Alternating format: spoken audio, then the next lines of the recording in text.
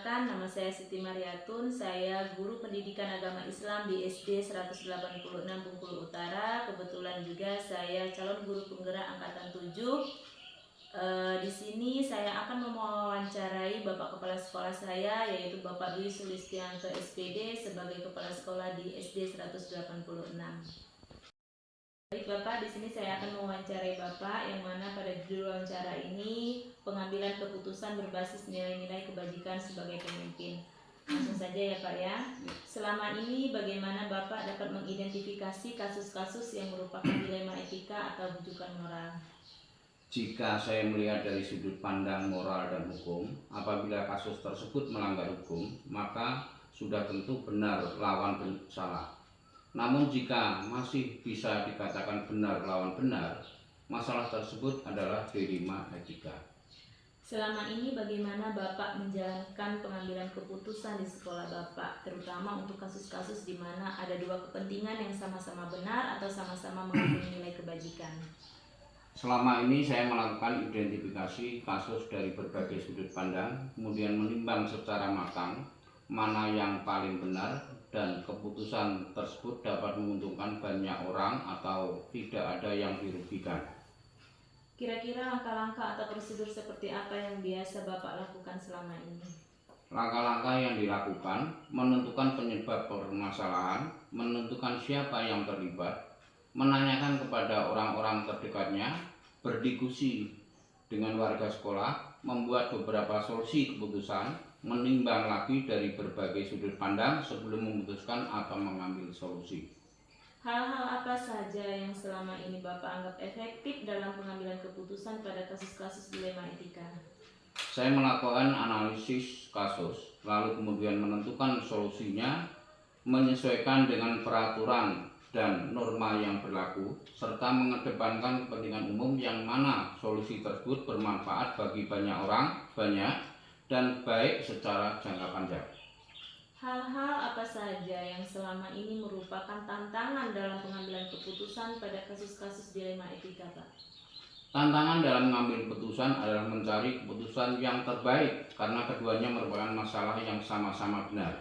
Dalam mengambil keputusan harus menguntungkan kedua belah pihak dan tidak merugikan salah satunya. Apakah Bapak memiliki sebuah tata cara atau jadwal tertentu dalam sebuah penyelesaian kasus dilema etika? Apakah Bapak langsung menyelesaikannya di tempat atau memiliki sebuah jadwal untuk menyelesaikannya? Bentuk atau prosedur seperti apa yang Bapak jalankan? Untuk memutuskan masalah yang ringan, biasanya langsung saya putuskan.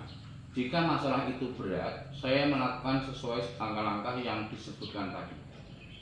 Adakah seseorang atau faktor-faktor apa yang selama ini mempermudah atau membantu Bapak dalam pengambilan keputusan dalam kasus-kasus dilema etika, Pak?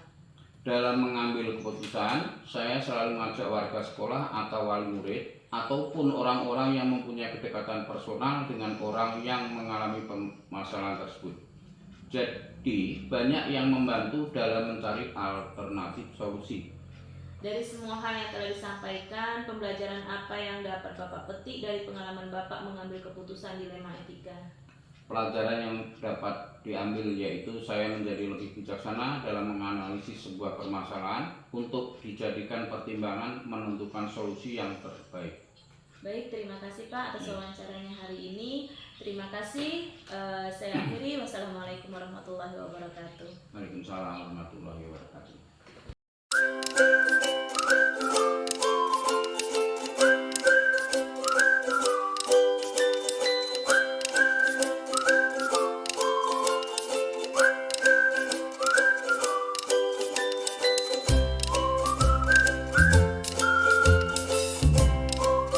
Bismillahirrahmanirrahim. Assalamualaikum warahmatullahi wabarakatuh.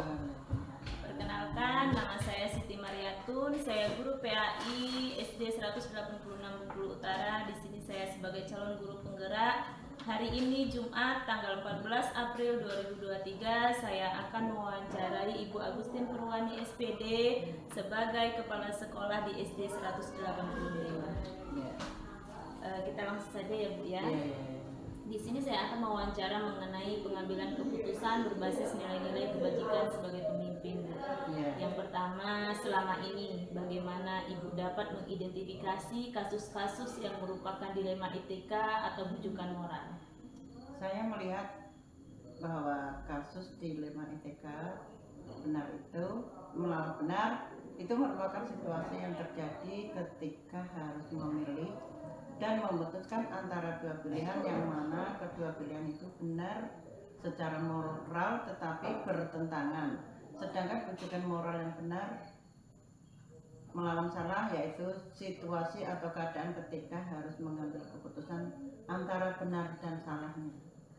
Oke, selama ini bagaimana Ibu menjalankan pengambilan keputusan di sekolah Ibu, terutama untuk kasus-kasus di mana ada dua kepentingan yang sama-sama benar atau sama-sama mengandung nilai kebajikan, Bu? Sebelum keputusan diambil dalam kasus dilema etika, terlebih dahulu yang dilakukan mengumpulkan fakta yang terjadi, siapa-siapa yang terlibat, menganalisa benar salahnya, membuat alternatif solusi, membuat keputusan, dan lihat lagi keputusan antara atau direfleksi. Oke, langkah-langkah atau prosedur seperti apa yang biasanya Ibu lakukan selama ini? Yang selama ini saya ambil langkah-langkah yang dilakukan yaitu mengumpulkan fakta yang terjadi, menentukan siapa yang terlibat, menganalisis benar salahnya, membuat alternatif solusi, membuat keputusan dan lihat lagi keputusan atau direfleksi. Hal-hal apa saja yang selama ini kira-kira Ibu anggap efektif dalam pengambilan keputusan pada kasus-kasus dilema etika? Hal-hal yang efektif dalam mengambil keputusan kasus dilema etika antara lain dengan menelaah siapa-siapa yang terlibat, sifat arogan atau mendesak dan tidaknya kasus dilema etika tersebut, dan pengambil alternatif solusi. Oke, hal-hal yang menjadi tantangan selama ini dalam mengambil keputusan pada kasus-kasus dilema etika itu kira-kira gimana? Tantangannya itu banyak sekali. Salah satunya tantangan dalam mengambil keputusan kasus dilema atau etika adalah masalah tersebut mempunyai nilai yang sama-sama penting, tetapi harus ada yang didahulukan, juga adanya yang orang-orang atasan yang langsung terlibat, serta adanya peraturan-peraturan yang harus dipenuhi. Tidak kalah pentingnya yaitu nilai rasa yang harus diutamakan. Oke. Kira-kira apakah Ibu memiliki sebuah jadwal tertentu dalam sebuah penyelesaian kasus dilema etika, atau apakah Ibu langsung menyelesaikannya di tempat atau memiliki sebuah jadwal untuk menyelesaikannya? Bentuk dan prosedur jadwal itu seperti apa kalau kira? Dalam pengambilan keputusan dilema etika kami tidak mempunyai jadwal khusus, tetapi ada tata kelola dengan menganalisa, mempertimbangkan dan memusyawarahkan kasus dilema etika yang baik secara formal maupun secara non formal. Adakah seseorang atau faktor-faktor apa yang selama ini mempermudah atau membantu Ibu dalam mengambil keputusan dalam kasus-kasus dilema etika?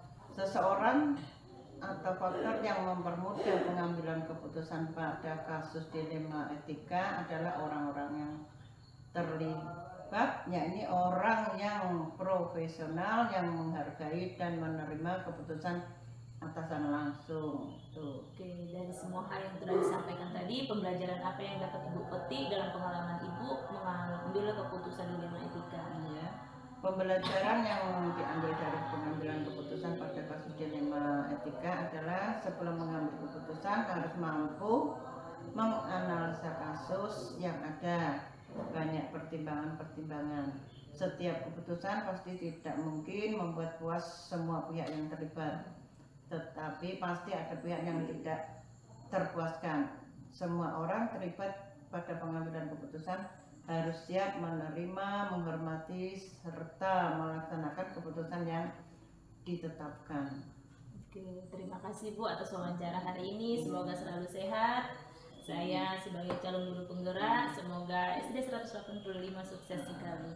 Ya, Oke, sukses terima untuk kasih. Bu Siti. Iya, Bu, terima kasih. Terima kasih. Hari ini sekian dari wawancara kepala sekolah yang kedua. Saya akhiri. Assalamualaikum warahmatullahi wabarakatuh.